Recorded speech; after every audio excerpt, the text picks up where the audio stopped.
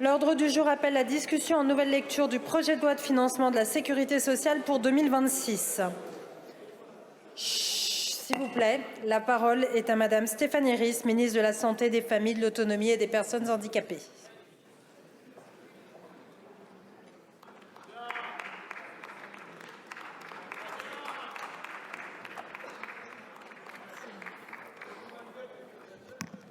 Madame la Présidente, Monsieur le Président de Commission, Monsieur le rapporteur général, Mesdames et Messieurs les rapporteurs, Mesdames et Messieurs les députés. En première lecture, grâce au compromis, vous avez adopté la partie recettes du PLFSS et la plupart des articles de la troisième partie. Les débats reprennent maintenant en nouvelle lecture. Ces débats, ils seront suivis de près par nos concitoyens, nos soignants et tous ceux attachés à notre modèle social. C'est pour cela que je souhaite revenir sur quelques mesures que nous allons être amenés à débattre dans les prochains jours et qui concernent leur quotidien. En votant ce PLFSS, d'abord, vous avez l'occasion d'améliorer la situation de nos hôpitaux. Au cours des débats, le gouvernement a pris ses responsabilités. Grâce à votre soutien, un amendement a été introduit pour majorer d'1 milliard d'euros l'objectif de dépenses de l'assurance maladie. L'intention est simple, donner plus de moyens là où les besoins sont les plus forts. Sur ce milliard, 850 millions sont dédiés à l'hôpital pour assurer des tarifs stables à l'hôpital. Très concrètement, cela signifie que les financements hospitaliers ne baisseront pas et permettront de couvrir l'activité. Au total, ce sont ainsi près de 2 milliards d'euros de crédits supplémentaires qui permettront d'accompagner l'évolution des charges des établissements et de soutenir l'activité hospitalière qui retrouve enfin son niveau d'avant-crise, notamment dans le secteur public, ce qui est une très bonne nouvelle pour nos concitoyens. Si ce PLFSS est adopté, cela changera la donne pour nos hôpitaux, pour les soignants et pour les patients. Je souhaite en outre plus précisément rappeler que parmi les 2 milliards évoqués, le texte initial prévoit 190 millions d'euros pour investir dans la formation et les ressources humaines à l'hôpital afin de soutenir nos soignants et d'attirer de nouveaux talents. L'Ondam hospitalier prévoit aussi 65 millions d'euros de mesures nouvelles pour appuyer les actions en santé mentale. Nous mobilisons également les moyens pour l'offre de soins dédiés aux personnes en situation de handicap, les soins critiques, la recherche et l'innovation, la lutte contre les cancers et les maladies neurodégénératives, ainsi que les soins palliatifs. Enfin, le PLFSS porte une mesure importante pour soutenir les hôpitaux pour leur contribution à une meilleure efficience du système de santé. En votant ce PLFSS, vous avez également l'occasion d'améliorer l'accès aux soins. D'abord, en revalorisant les rémunérations des professionnels de santé libérale. Ce sont 750 millions d'euros pour reconnaître leur engagement et leur rôle essentiel sur le terrain. C'est également la création et le déploiement du réseau France Santé. Annoncé par le Premier ministre, France Santé apporte 2 progrès majeurs. D'abord, plus de lisibilité et de proximité. Il permettra de structurer l'offre existante, de clarifier les parcours et de rendre l'accès aux soins réellement plus simple pour chacun. Ensuite, un financement adapté aux réalités locales. Chaque structure bénéficiera en moyenne de 50 000 euros pour renforcer sa capacité d'action et apporter des réponses concrètes aux besoins locaux. En votant ce PLFSS, vous pouvez aussi améliorer la place de la prévention dans notre pays. Je pense à la vaccination obligatoire, à la santé des femmes avec une consultation longue de ménopause, au renforcement des prises en charge des violences sexistes et sexuelles et de la soumission chimique. Mais je pense aussi au projet très structurant de création d'un statut de risque chronique qui permettra la mise en place de nouveaux parcours de prévention pour éviter l'apparition ou l'aggravation de pathologies chroniques pour nos concitoyens. En votant ce PLFSS, enfin, vous pourrez améliorer la vie des familles et je veux évoquer ici la création très attendue d'un congé de naissance supplémentaire et mieux rémunéré. Il permettra aux parents de prolonger le temps dont ils disposent pour entrer dans la parentalité et construire avec leur enfant une relation de qualité dans les premiers mois de sa vie. C'est aussi une avancée concrète pour l'égalité entre les femmes et les hommes. Au-delà de ces mesures, il nous faudra débattre dans les semaines et mois à venir de l'évolution du financement de notre modèle social. L'enjeu, renforcer notre efficience collective et renforcer la protection des assurés. Pour nourrir ce débat, j'ai souhaité lancer une mission visant à une meilleure articulation entre les complémentaires et l'assurance maladie. Mesdames et messieurs les députés, pour l'avenir de notre modèle social et pour faire entrer des avancées dans le quotidien des Français, il vaut mieux disposer d'un budget que de pas de budget du tout. Le compromis est entre vos mains. Le gouvernement sera là pour vous accompagner dans ce chemin. Je vous remercie.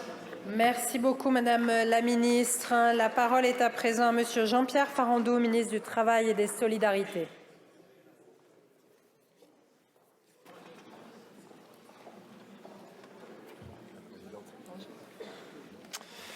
Madame la Présidente, Monsieur le Président de la Commission des Affaires sociales, Monsieur le rapporteur général, Mesdames et Messieurs les rapporteurs, Mesdames et Messieurs les députés, nous y sommes. Nous entrons dans la phase décisive du débat budgétaire sur la sécurité sociale. Sans majorité absolue, sans 49-3, chaque voix compte et chacun va devoir faire preuve de clarté. Nous avons tous et tous conscience de vivre une discussion budgétaire inédite. C'est la première fois depuis des années que le PLFSS est à ce point entre les mains du Parlement. C'est aussi sans doute la première fois qu'un gouvernement est aussi ouvert au compromis. Le Parlement construit le budget de la sécurité sociale pas à pas. Vous avez une occasion unique de montrer à l'opinion publique que le Parlement est en mesure de s'élever au-dessus des logiques partisanes pour construire un budget d'intérêt général. Car oui, cette deuxième lecture est une deuxième chance d'arriver à un compromis majoritaire. Ce compromis passe notamment par la suspension de la réforme des retraites de 2023 et qui est l'élément clé de la stabilité voulue par les Françaises et les Français comme par les chefs d'entreprise qui attendent avant d'investir et d'embaucher. Ce qui se joue maintenant, c'est le redressement des comptes de la sécurité sociale. Car il faut être clair sur un point. À défaut de trouver les moyens d'aboutir à une copie commune pour financer la sécurité sociale, le fil de l'exercice conduira inexorablement à aggraver le déficit de la sécurité sociale à 29 milliards d'euros, ce qui posera les termes d'une crise de trésorerie majeure pour l'avenir de notre système social. Nous ne devons pas mettre en danger la sécurité sociale l'année de ses 80 ans. Le compromis majoritaire est une nécessité absolue pour éviter cette crise. C'est le seul moyen, et le seul moyen, c'est de faire voter le budget 2026 de la sécurité sociale. Sur toutes les mesures qui concernent les retraites, nous avons entendu vos réactions. Nous sommes à l'écoute de vos propositions sur le périmètre du gel des pensions et des minima sociaux. Vous aviez rejeté le principe de l'année blanche en première lecture et le Sénat a réouvert le débat en excluant du gel les retraites sous 1 400 € bruts par mois. Des options intermédiaires ont été déposées par plusieurs groupes parlementaires et peuvent encore être discutées pour équilibrer l'effort budgétaire et faire participer les retraités qui le peuvent à l'effort général. Ce PLFSS contient également des mesures en faveur de la retraite des femmes qui ont eu des enfants. Sur ce point, les deux chambres du Parlement sont alignées pour réduire les écarts des pensions entre les hommes et les femmes. C'est la preuve que le consensus est possible et que l'intérêt général peut et doit l'emporter. Vous aurez également examiné l'article 39 pour assurer une meilleure reconnaissance des maladies professionnelles. Le temps nous avait manqué pour en parler ici en première lecture, alors même qu'il est porteur, lui aussi, de consensus et de progrès social. Mesdames et Messieurs les députés, les positions du gouvernement ont évolué au fil de l'examen, les vôtres aussi. Le compromis majoritaire est possible. La copie finale sur laquelle vous voterez sera celle du Parlement et pas celle du gouvernement. Voter pour ce budget, ce n'est pas un vote de soutien au gouvernement, c'est un vote pour la sécurité sociale. Et la suspension de la réforme des retraites de 2023 sera un marqueur fort de cette copie. Le débat sur la suspension jusqu'au 1er janvier 2028 est déjà un temps utile, avec une première étape de dialogue social dans le cadre d'une conférence travail, emploi, retraite qui va démarrer bientôt. Il faut le dire clairement les choses. La proposition du gouvernement de suspendre la réforme des retraites a recréé un nouvel espoir de trouver des solutions par le dialogue social. Les partenaires sociaux sont prêts à travailler ensemble sur des pistes très concrètes d'amélioration des conditions de travail dans notre pays, d'égalité femmes-hommes, de prise en compte de la pénibilité, de gestion des fins de carrière et du développement de l'emploi pour aider les jeunes et les seniors notamment. Nous ne perdons pas de temps sur ce sujet crucial pour la vie des Françaises et des Français, puisque nous réunissons les partenaires sociaux dès ce vendredi au Conseil économique et social pour la première grande plénière d'ouverture de la conférence. La démocratie sociale joue pleinement son rôle. Je le disais en introduction de mon propos, cette deuxième lecture est une seconde chance. Il faut la saisir. Le compromis est toujours le chemin le plus difficile. Bâtir les convergences suppose de sortir des logiques de bloc contre bloc, du tout ou rien, où chacun campe sur ses positions et où l'on voit plus ce que l'on cède plutôt de voir ce que l'on gagne. Nous devons y arriver, Il n'y a pas de solution alternative, il n'y a pas de plan B, pas de loi spéciale pour la sécurité sociale. Bâtir un compromis pour finalement ne pas voter pour le budget de la sécurité sociale, c'est comme bâtir sa maison sans vouloir y habiter. À quoi bon se battre pour améliorer le texte, en enlever les aspérités, revendiquer des bougies positifs, si c'est pour à la fin ne pas le voter? Je ne vous demande pas un vote pour soutenir le gouvernement, mais il faut que l'Assemblée nationale se rassemble le temps d'un vote pour le budget de la sécurité sociale. C'est dans cet état d'esprit que je suis venu ouvrir la discussion parlementaire aujourd'hui avec mes collègues ministres, et je sais que vous êtes nombreuses et nombreux ici à partager cette volonté de dialogue au service de l'intérêt général. Le compromis majoritaire est à votre portée. Je vous remercie. Merci beaucoup, Monsieur le ministre. La parole est à présent Madame Amélie de Montchalin, ministre en charge des comptes publics.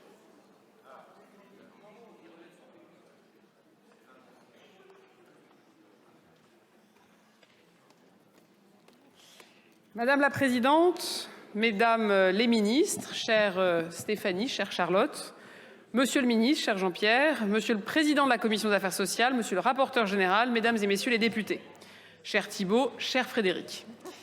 Nous ouvrons aujourd'hui une nouvelle lecture décisive du projet de loi de financement de la Sécurité sociale pour 2026. Décisive parce que nous entrons dans la phase la plus importante, celle où peut se construire un vote inédit de cette Assemblée.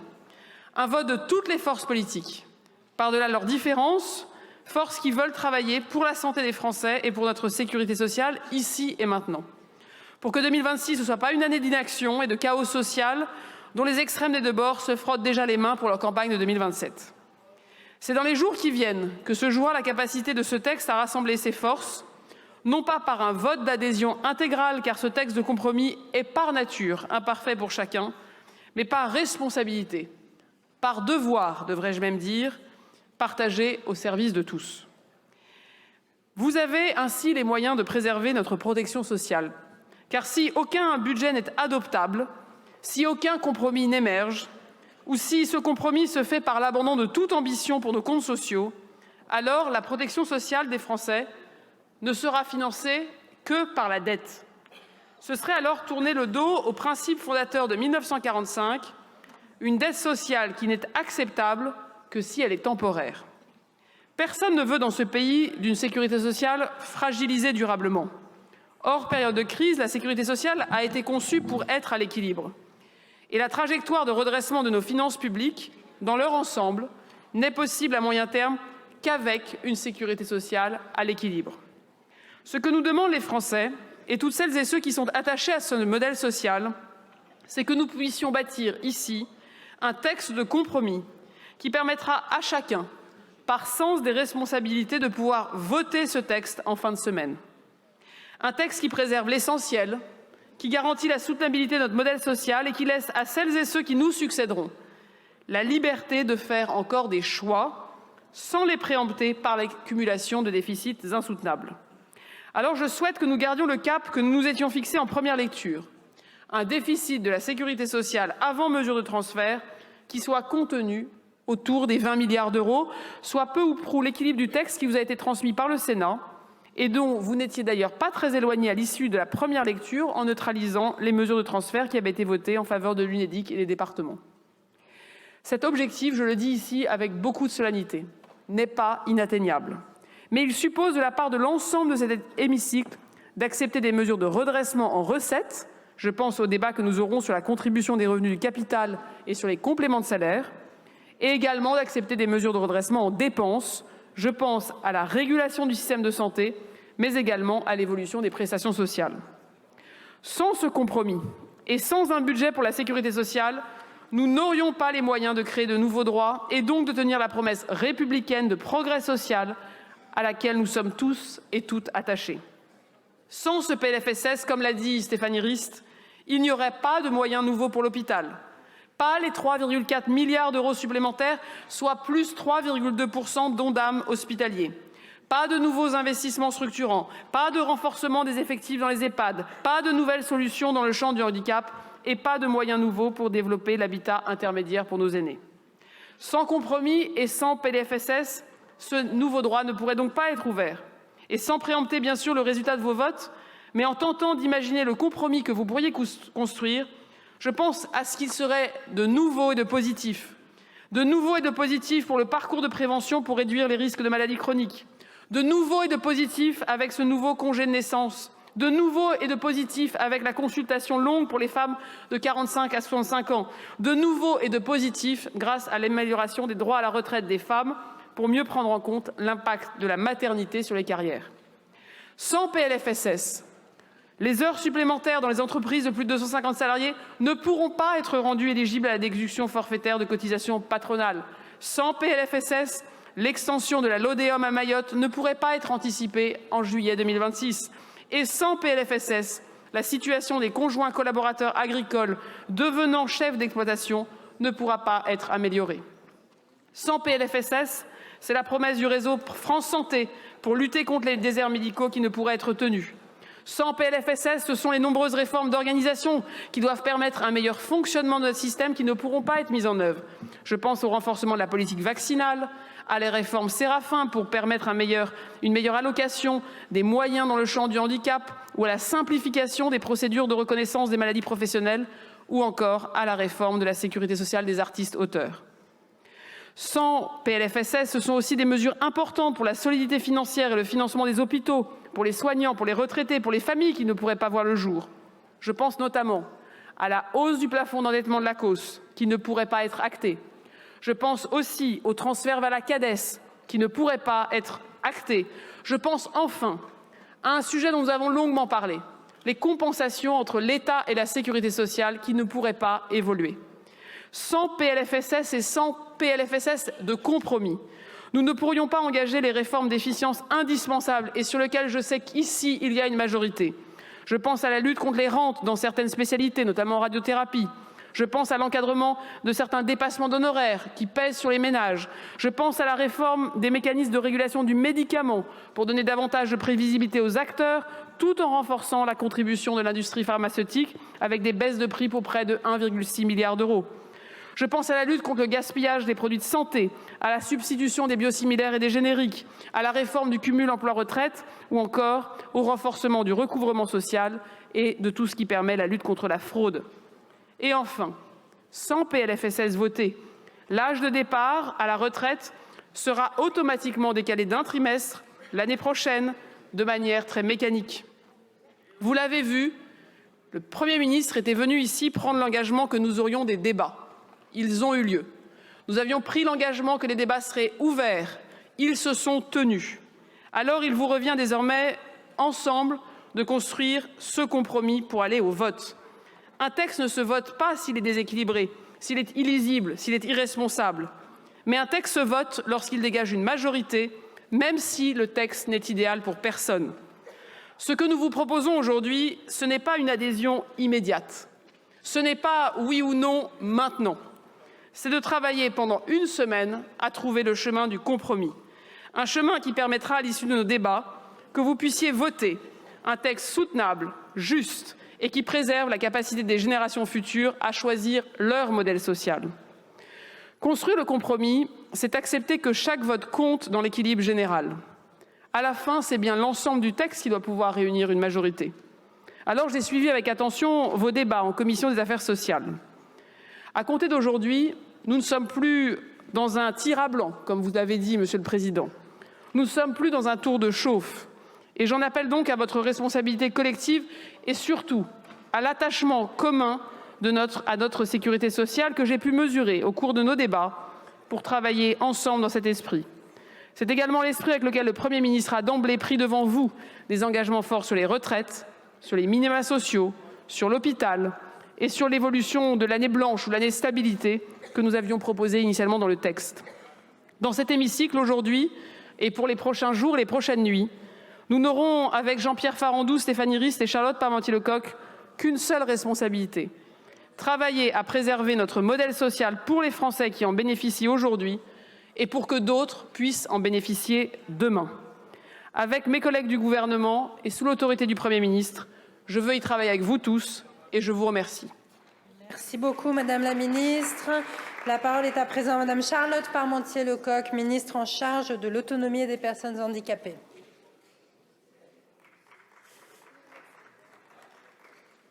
Merci Madame la Présidente.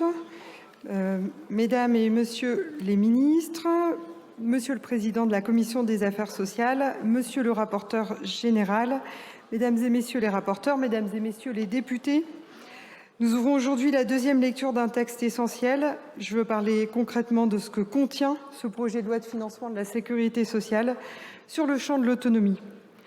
Concrètement, ce budget, c'est 1,5 milliard d'euros de moyens supplémentaires malgré un contexte budgétaire contraint. 1,5 milliard d'euros de moyens supplémentaires, concrètement, pour faire quoi? C'est 250 millions d'euros pour créer 7 000 nouvelles solutions dans le cadre du plan des 50 000 solutions pour nos concitoyens en situation de handicap. C'est 360 millions d'euros prévus pour la réforme structurelle Séraphin-Péage pour mieux accompagner la transformation des établissements sociaux et médico-sociaux. C'est 28 millions d'euros en 2026 pour accompagner la stratégie des maladies neurodégénératives. C'est le déploiement de la guidance parentale pour mieux accompagner les familles d'enfants en situation de handicap. Avec ces financements, c'est aussi 260 millions d'euros pour recruter 4 500 professionnels supplémentaires en EHPAD, pour poursuivre la création de places de SSIAD et renforcer les centres de ressources territoriaux.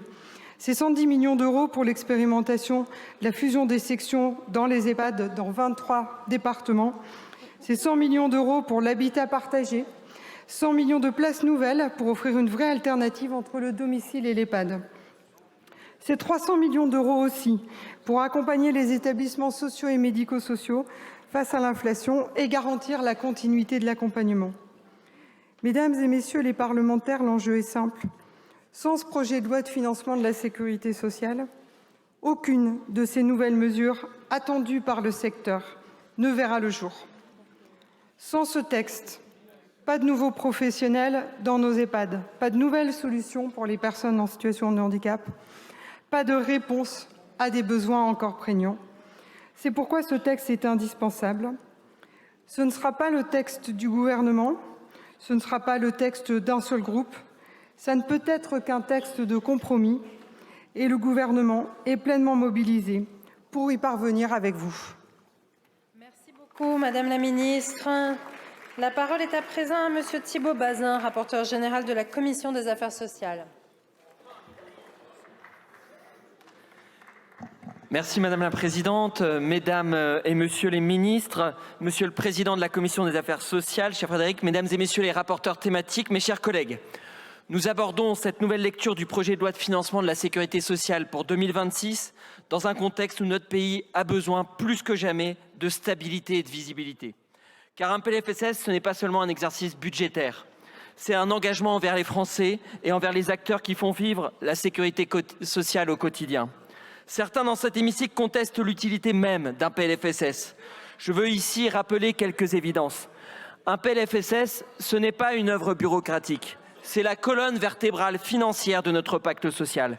Il fixe des trajectoires, celles des dépenses de santé avec l'ONDAM, celles des recettes sociales, celles dont dépend chaque jour la trésorerie de la COS, celles des branches vieillesse, famille, autonomie et AT-MP qui nous engagent sur le court, le moyen et parfois le très long terme. Sans loi de financement de la sécurité sociale au 1er janvier, ce sont nos hôpitaux et nos établissements pour personnes âgées et personnes handicapées qui ne savent plus quels seront leurs tarifs, si qu'ils seront négatifs. Les assurés qui ne comprennent plus l'écart entre les mesures annoncées et le droit applicable. Les organismes de sécurité sociale qui doivent naviguer à vue dans un océan d'incertitudes. Ce sont aussi nos entreprises et en premier lieu nos TPE-PME qui ne peuvent plus anticiper leurs charges, qui gèlent leurs investissements et retardent leurs embauches, ce qui va induire une baisse de la masse salariale et donc une perte des recettes sociales. Avoir une loi de financement de la sécurité sociale au 1er janvier, c'est au contraire de la stabilité pour des millions d'assurés sociaux et d'opérateurs économiques. Et refuser d'adopter un PLFSS, ce serait accepter l'imprévisibilité, c'est-à-dire la pire des politiques. Chacun le sait dans cet hémicycle. Pour aboutir à un texte susceptible d'être adopté, il faut toutefois tenir compte des équilibres politiques, éviter les impasses comme sur les franchises et participations et accepter une part de compromis. Nos discussions en première lecture l'ont montré. Cela implique de refuser les gels aveugles, les rabots indifférenciés ou les mesures qui dégradent les recettes sans amélioration tangible du pouvoir d'achat de ceux qui travaillent ou ont travaillé. Il nous faut aussi protéger les plus malades. Cela signifie aussi reconnaître que certaines mesures, même lorsqu'elles ne faisaient pas partie des priorités initiales des groupes qui sont le plus proches du gouvernement ou des groupes d'opposition ouverts à la discussion, ces mesures sont devenues des conditions sine qua non pour qu'un PLFSS puisse être voté. Je pense naturellement au décalage de la réforme des retraites de l'article 45 bis consenti aux socialistes. J'ai exprimé avec force mes réserves. Cette mesure pèse sur la trajectoire de la branche vieillesse et dégrade nos finances sociales. Je crois qu'il nous faudrait plutôt des mesures pour améliorer le taux d'emploi. Mais chacun doit voir la réalité telle qu'elle est. Aucun PLFSS ne peut aujourd'hui rassembler une majorité sans cet ajustement. J'en prends acte parce que notre responsabilité est d'aboutir à un compromis et d'adopter un PLFSS pour éviter à la nation de débuter l'année sans cadre financier pour la sécurité sociale. De la même façon, d'autres mesures font partie de l'équation d'un compromis possible. Je pense en particulier à l'article 8 septies qui étend la déduction forfaitaire de cotisation patronale sur les heures supplémentaires aux entreprises de plus de 250 salariés.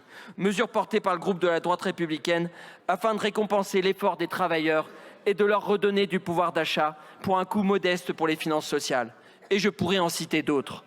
Construire un texte de compromis, c'est accepter que chacun renonce à une part de sa pureté doctrinale et n'empêche pas d'intégrer des mesures qu'il ne défendrait pas instinctivement. Construire un texte de compromis, c'est aussi renoncer à des mesures nouvelles qui constituent des irritants pour d'autres, telle la hausse de la CSG patrimoine, qui vient pénaliser aussi des travailleurs qui ont mis un peu d'épargne de côté sur un plan d'épargne logement ou un plan d'épargne populaire. Une loi de financement de la sécurité sociale, ce n'est pas seulement une trajectoire financière, c'est un instrument de l'action publique. Or, s'il n'est pas parfait, ce texte apporte des réponses immédiates et attendues dans plusieurs domaines.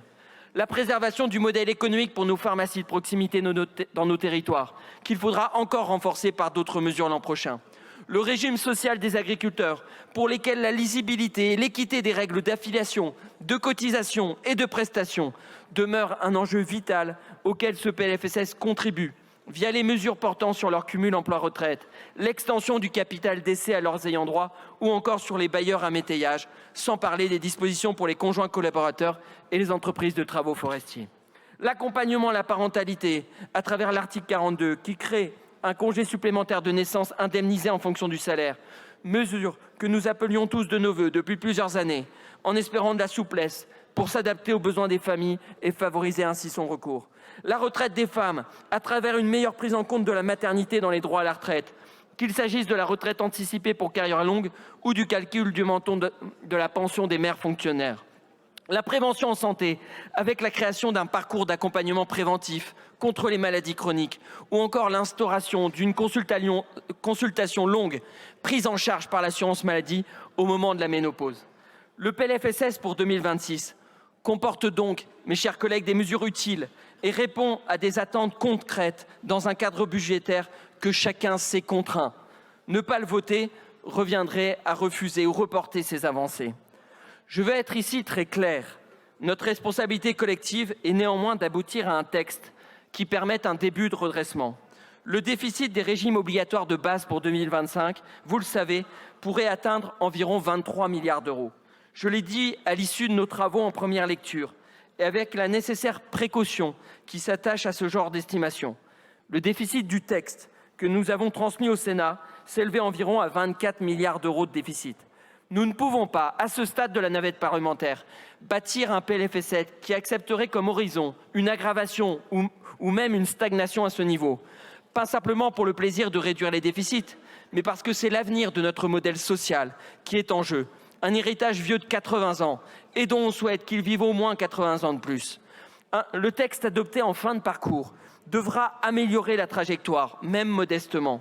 Il devra démontrer que nous avons entendu les inquiétudes de la Cour des comptes, des partenaires sociaux et, à vrai dire, de tous nos concitoyens qui s'interrogent légitimement sur la pérennité de notre modèle social. Le redressement ne se fera pas en un texte, ni en une année, mais il commence ici. C'est cela la responsabilité. C'est cela la crédibilité de la parole publique. Je lance donc un appel solennel au gouvernement, alors que nous fêtons les 80 ans de la sécurité sociale, pour que la loi Veil soit respectée désormais. Compenser les exonérations ciblées. Je pense en particulier aux heures supplémentaires. Cela apporterait près de 2,5 milliards. Compenser également totalement les allègements généraux. Cela passe par les 1,6 milliard pour 2025 et 3 milliards pour 2026 induits par la réforme des AG. Laissez-les à la sécurité sociale. Le solde final en sera largement amélioré. Je conclurai en rappelant une autre évidence. Le PLFSS ne peut, à lui seul, relever tous les défis de notre pays. Il doit donc être accompagné d'une stratégie plus large, d'une stratégie volontariste. D'abord, il faut valoriser davantage le travail. Nous devons faire en sorte qu'à toute situation familiale identique, le travail paye davantage que l'inactivité. Ma conviction personnelle, mesdames et messieurs les ministres, c'est qu'il nous faut avancer vers une allocation sociale unique plafonnée autour d'un revenu social de référence qui simplifie un système devenu illisible et renforce l'incitation au travail. Votre annonce aux assises des départements du dépôt prochain d'un projet de loi sur le sujet va dans le bon sens et nous serons pleinement engagés sur le texte. Il y a urgence à s'y atteler. Ensuite, il faut accélérer la lutte contre les fraudes. Fraude aux prestations, fraude aux cotisations, entreprises éphémères, travail dissimulé. C'est un enjeu de justice et d'équité autant que de rendement budgétaire.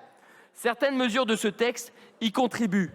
Mais nous aurons l'occasion très prochainement d'avancer spécifiquement sur ce sujet lors de l'examen du projet de loi de lutte contre les fraudes sociales et fiscales. Puis, il nous faut aussi simplifier notre architecture administrative. Cette simplification doit être mise au service de l'amélioration de la gouvernance et du bon usage des deniers publics. Je travaille moi-même depuis plusieurs mois à une proposition visant à simplifier le modèle de formation continue des professionnels de santé qui va dans ce sens. En outre, nous devons lutter contre les excès de la financiarisation. La santé, le handicap, l'autonomie ne peuvent pas devenir des actifs spéculatifs. Nous devons préserver une logique de service et d'intérêt général. Certaines mesures du PLFSS y contribuent, mais il nous faudra en débattre à travers un texte ad hoc qui ne soit pas contraint par le périmètre de la loi organique. Enfin, il faut faire des économies intelligentes. Je le dis clairement, il ne s'agit pas de couper pour couper, mais de réduire ce qui est redondant, inutile ou parfois même dangereux. Les actes médicaux inappropriés, les prescriptions redondantes, les protocoles obsolètes, voilà des marges d'efficience qui ne dégradent pas l'accès aux soins, au contraire. Mes chers collègues, le texte que nous examinons aujourd'hui n'est pas parfait, mais je vais vous faire une révélation. Aucun PLFSS ne l'a été, ni ne le sera jamais. Mais il offre un cap, apporte des réponses utiles et peut même améliorer la trajectoire pour 2026 par rapport à 2025, à condition que notre Assemblée travaille collectivement. Que chacun de nous s'en rappelle au moment des votes qu'il devra faire.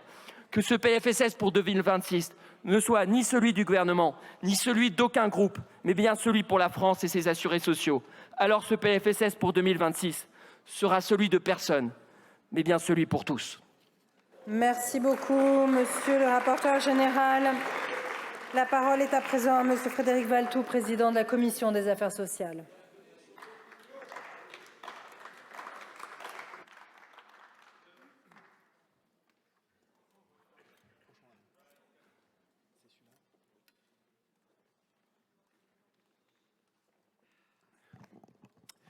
Madame la Présidente, Mesdames et Messieurs les ministres, Monsieur le rapporteur général, cher Thibault, Mesdames et Messieurs les rapporteurs, mes chers collègues, comme en première lecture, la Commission des affaires sociales a donc rejeté le projet de loi de financement de la sécurité sociale.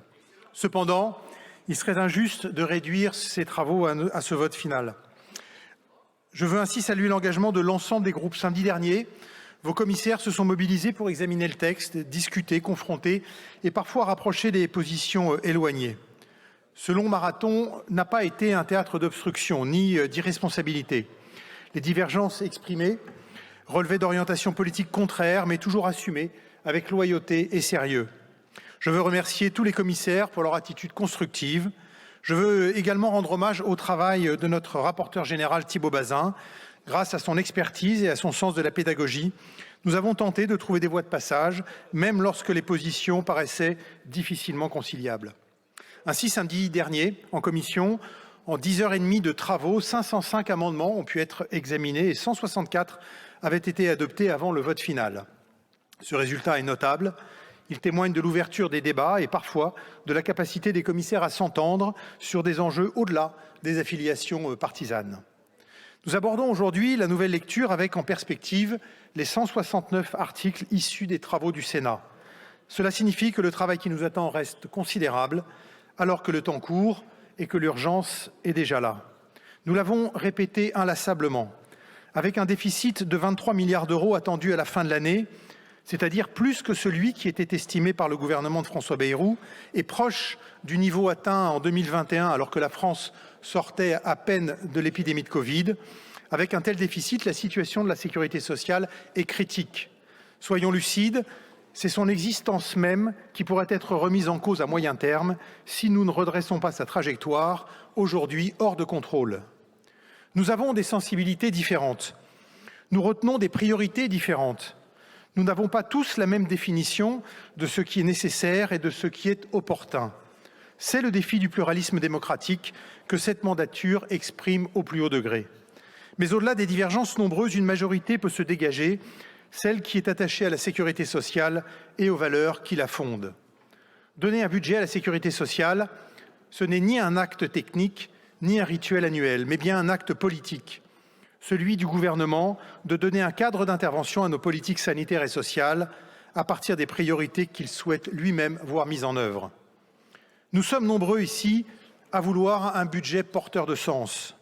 Nous sommes nombreux ici à vouloir un budget marqué par une réduction volontariste du déficit, marqué par une priorité donnée aux économies, marqué par une volonté de protéger les plus faibles et les plus fragiles, marqué par des réformes structurelles, un budget marqué par la recherche d'efficience et une régulation plus ferme de la dépense publique. Tout cela en y arrivant sans aller chercher encore et encore, ni dans la poche des entreprises des recettes nouvelles, ni dans la poche des épargnants, ni dans celle des malades eux-mêmes.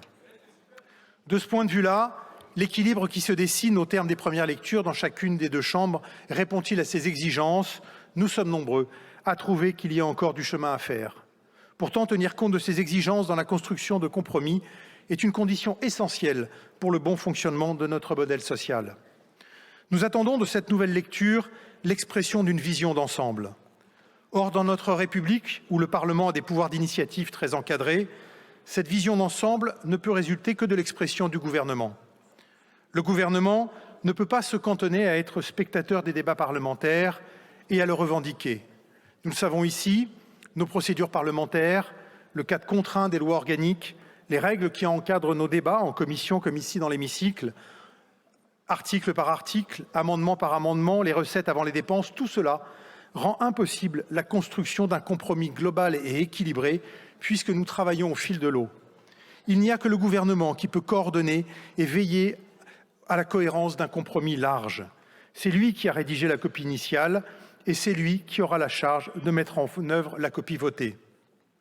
À défaut d'un accord entre différents groupes préalable à nos discussions, c'est donc maintenant, au moment où s'engage la deuxième lecture, que nous attendons d'y voir clair sur le bornage des compromis qui ont été discutés avec les uns et avec les autres. Au final, chers collègues, j'exprime le vœu que l'Assemblée nationale montre dans les prochains jours qu'elle est capable de trouver des réponses à la hauteur de l'enjeu. Nous en avons surtout le devoir. Je vous remercie. Merci beaucoup, Monsieur le Président. Je vous indique que j'ai reçu de Madame Mathilde Panot et des membres du groupe La France Insoumise une motion de rejet préalable déposée en application de l'article 91 alinéa 5 du règlement. Et donc, je donne la parole à Monsieur Adrien Clouet pour une durée ne pouvant pas excéder 10 minutes.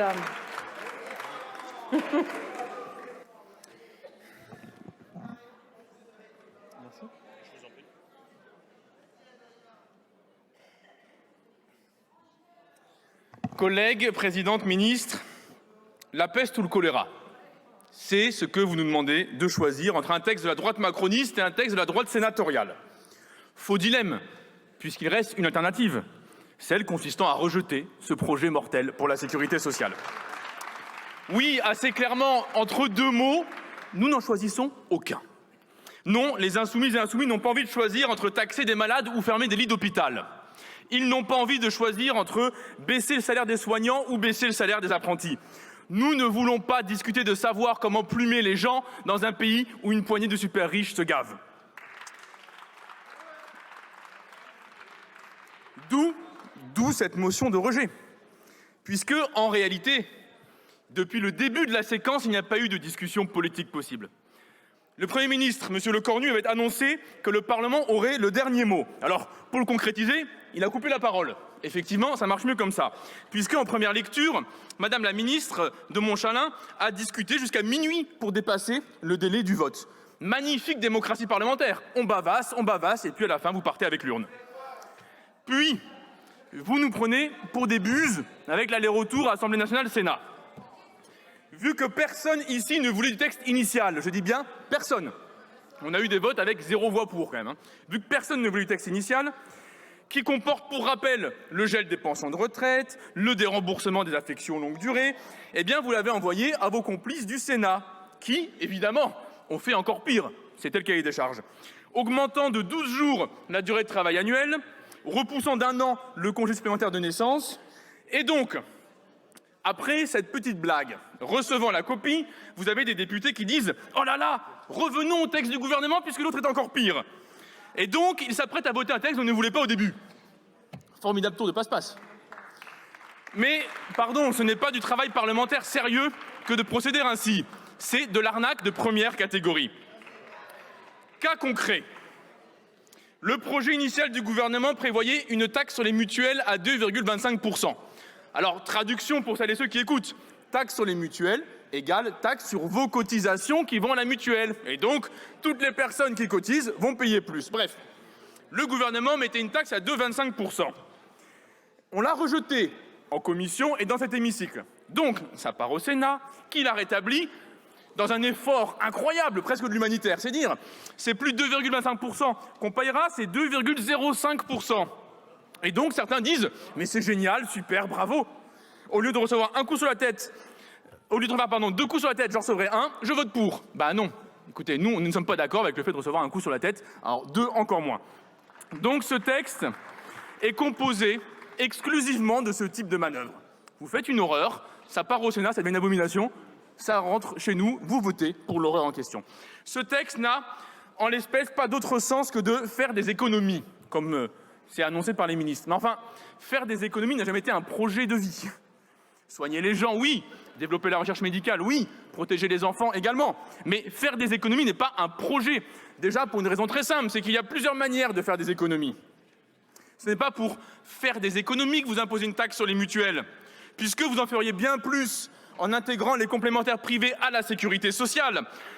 Je rappelle que sur 100 € dont on s'acquitte à une complémentaire privée, 20 € partent en frais de gestion, alors que sur 100 € dont on s'acquitte à la sécurité sociale, 4 € seulement partent en frais de gestion. Donc vos politiques de déprotection sociale coûtent cher au pays et lorsqu'on transfère une charge de la sécurité sociale à des complémentaires privés, à de l'assurance privée, eh bien on perd 16 € au passage par tranche de 100 € de cotisation. Donc la réalité est inverse. C'est parce que vous voulez dérembourser les soins que vous mimez la recherche d'économie. Et ce, a fortiori, dès lors que vos coupes budgétaires coûtent extrêmement cher. Car oui, dépouiller l'hôpital public, ça coûte cher. Refouler des gens aux urgences, comme on le voit par exemple au CHU de Toulouse, ça coûte extrêmement cher.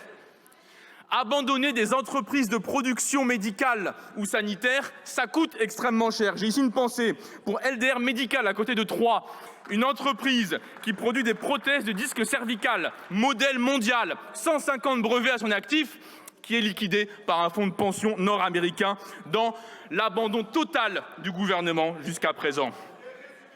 Et donc à chaque fois, vous vous félicitez en disant « Regardez, on a économisé 1 million ici et l'économie coûte 10 millions par là ».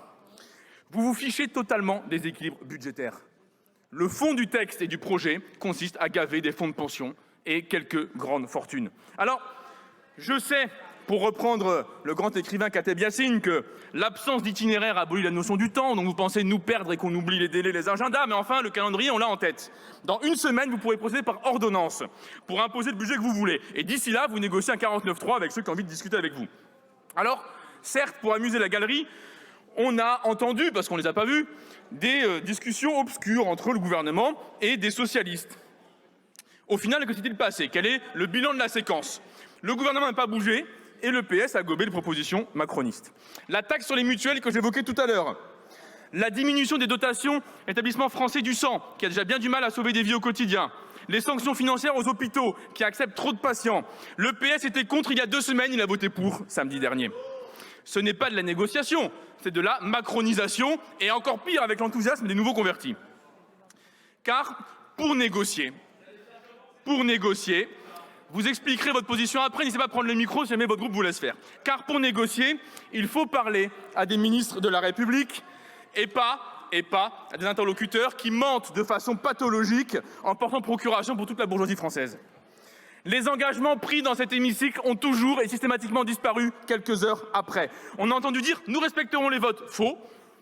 Exemple, on s'est battu avec les pharmaciennes et les pharmaciens pour sauver ce qu'on appelle le plafond de remise générique. Une manière pour elles et pour eux d'avoir les revenus suffisants pour survivre. Ce plafond de remise essentiel au chiffre d'affaires, vous déposez un amendement du gouvernement pour le supprimer. Alors vous venez de dire, c'est nous qui l'avons fait, c'est vous qui déposez la suppression. Donc lisez ce que vous faites, franchement. Je vous demande même pas de le comprendre, je vous demande de le lire. Autre exemple, à l'hiver dernier, 2025, la ministre de la Santé, Madame Vautrin, donc ex-ministre de la Santé, pour ceux qui suivent, proposait un deal aux entreprises pharmaceutiques. Elle disait, s'ils baissent le prix du médicament, eh bien, ils ne payeront que 1,6 milliard d'euros d'impôts au titre de la clause de sauvegarde, une taxe spécifique au secteur.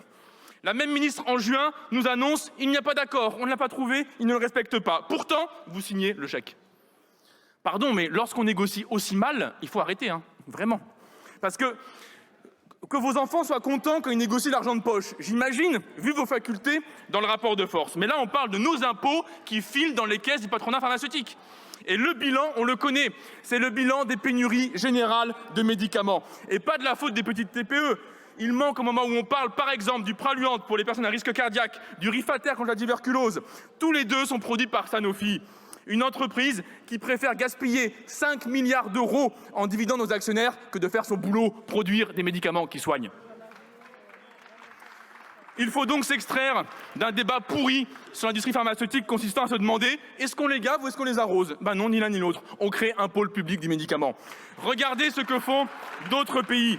États-Unis d'Amérique, où une centaine d'hôpitaux sont associés de manière coopérative et non lucrative pour fabriquer eux-mêmes les médicaments. Regardez le Brésil, où le ministère, via une fondation publique, produit génériques et vaccins. Ces pays n'arrosent pas des multinationales qui délocalisent ou des multinationales qui arrosent les actionnaires.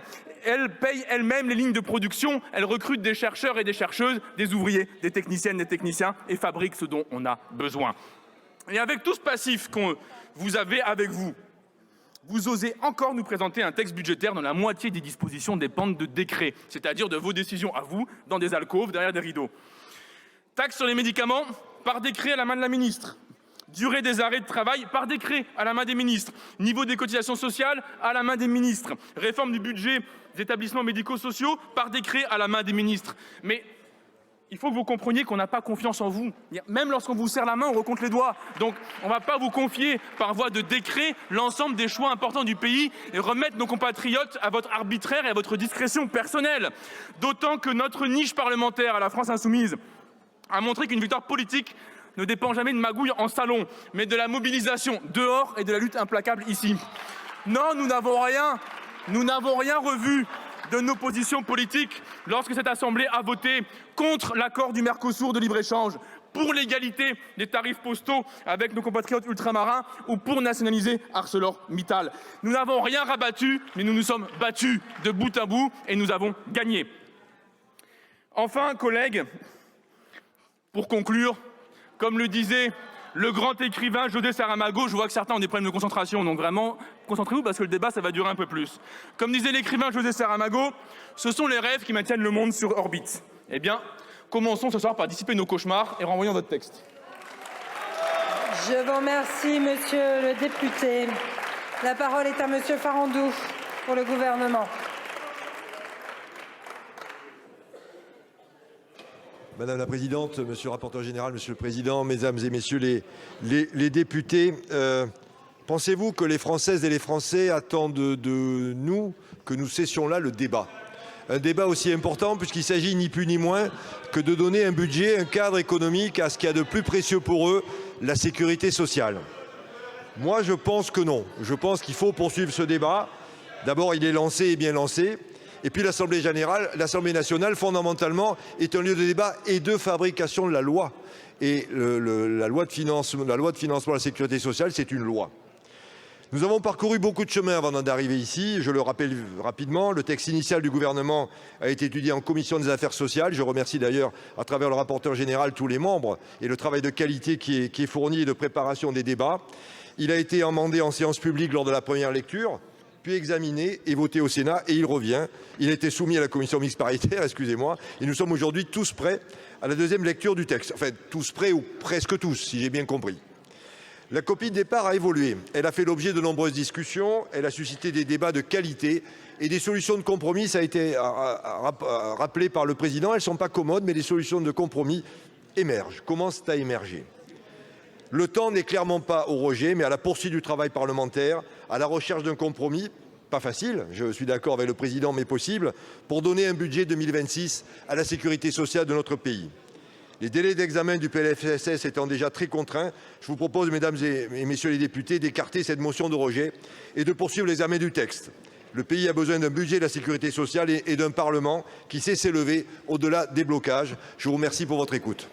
Merci beaucoup, Monsieur le Ministre. Nous en venons aux explications de vote sur la motion. 2 minutes par orateur pour chaque groupe. Le premier à s'exprimer sera Monsieur Éric Michaud pour le groupe UDR. Merci Madame la Présidente. Le groupe UDR votera contre cette motion de rejet préalable. Nous ne sommes pas favorables à ce PLFSS qui est une potion bien amère préparée par le docteur Lecornu et ses complices. Nous pensons toutefois qu'il est nécessaire de prendre le temps du débat sur un texte pourtant si important. Tout aussi mauvais qu'il soit, finalement, le PLFSS doit nous permettre de débattre de mesures importantes pour nos soignants, pour tous ceux qui travaillent, pour nos retraités, bref, pour les Français. Mais pour les hommes et femmes politiques, on va dire comme ça, de l'extrême gauche, qui veulent continuer à censurer et à museler cette Assemblée nationale, je leur dis non, nous ne sommes pas au Soviet suprême. Merci. Merci beaucoup. La parole est à Monsieur Christophe Benz pour le Rassemblement national. Merci Madame la Présidente. Chers collègues, le groupe Rassemblement national ne votera pas cette motion de rejet préalable de la deuxième lecture du projet de loi de financement de la sécurité sociale. Et ceci pour plusieurs raisons. Nous le redisons à nouveau ici. Nous voulons toujours aller au débat de fond. Nous voulons débattre, nous voulons même combattre ce texte ici dans l'hémicycle. Et pour cela, nous devons évidemment ne pas rejeter ce texte. C'est notre rôle, chers collègues, c'est notre rôle, c'est notre mission. Nous sommes élus pour cela, c'est ce que les Français attendent de nous, de débattre sur le fond. La deuxième raison, c'est que nous combattons profondément ce texte très irritant sur lequel les sénateurs nous ont envoyé une version encore plus irritante en rajoutant des points irritants quelque part. La droite sénatoriale a fait du macronisme, mais en pire. Eh bien nous, au niveau du groupe Rassemblement national, nous allons donc combattre dans l'hémicycle, article après article. Nous aborderons d'une autre manière la deuxième lecture parce que nous n'allons pas refaire les mêmes débats de la première lecture.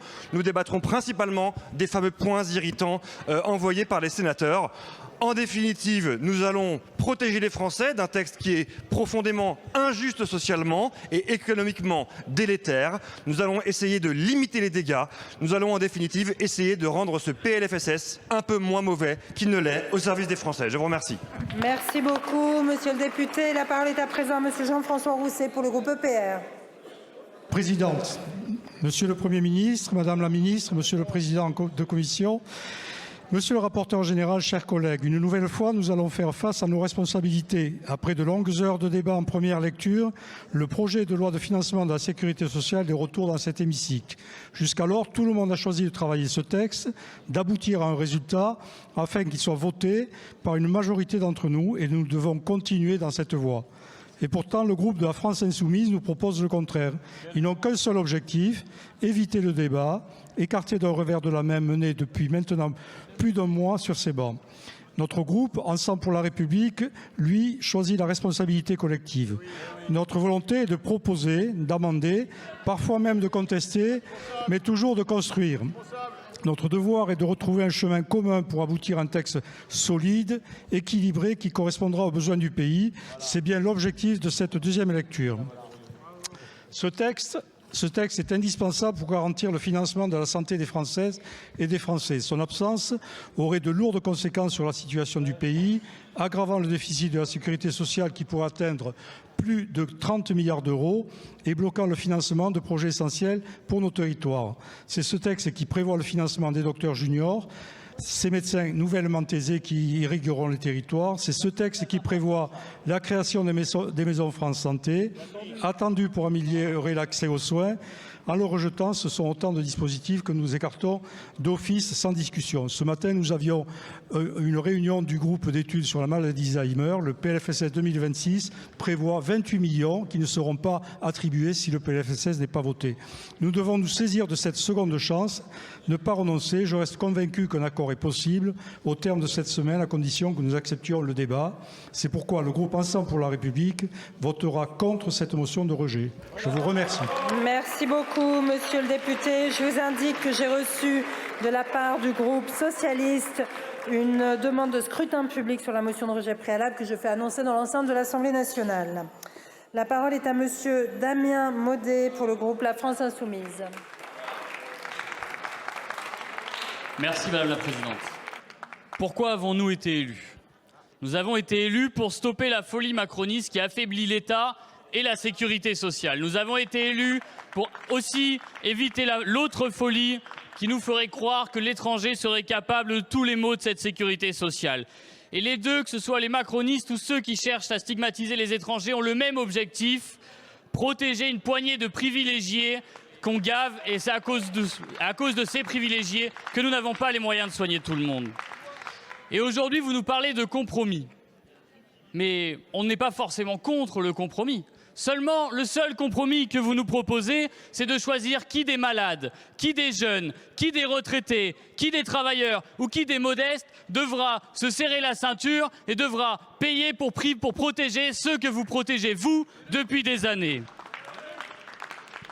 C'est choisir qui de Catherine en affection longue durée, Laetitia aide-soignante en EHPAD, Mohamed qui est apprenti, lequel de ces trois devra se serrer la ceinture pour poursuivre les cadeaux et les exonérations de cotisations sociales pour les plus grandes entreprises.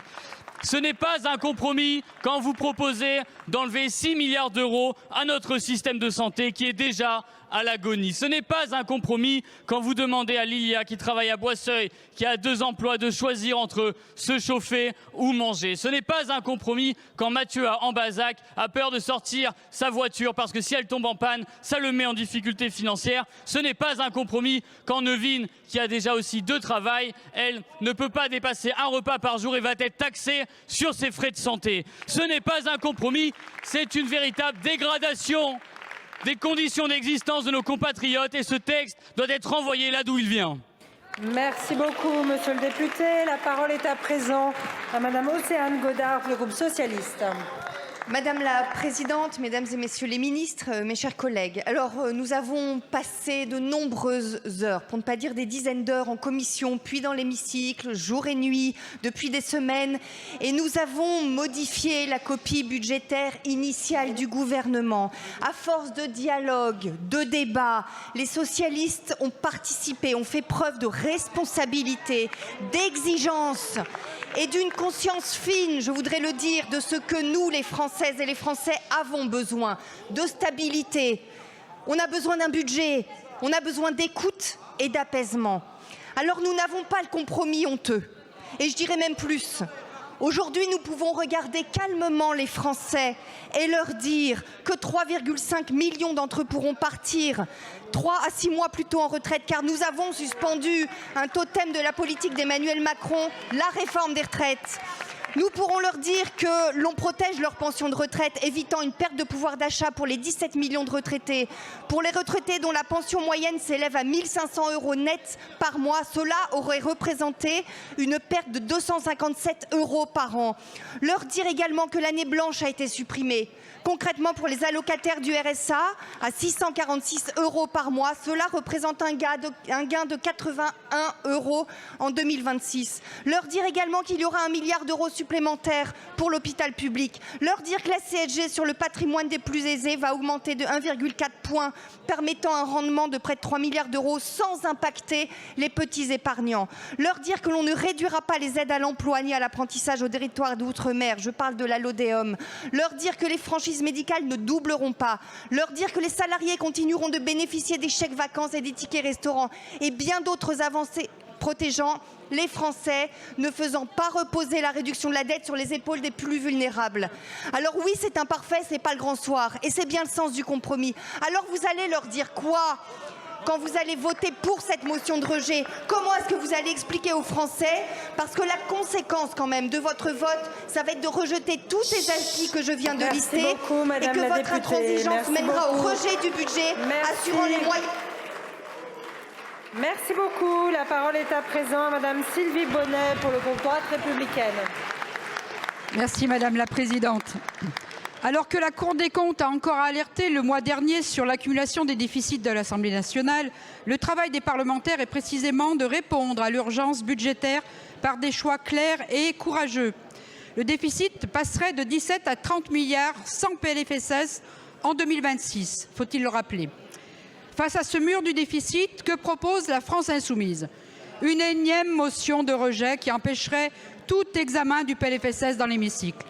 La stratégie de bordélisation des institutions portée par LFI et Jean-Luc Mélenchon n'a donc aucune limite. C'est évidemment irresponsable.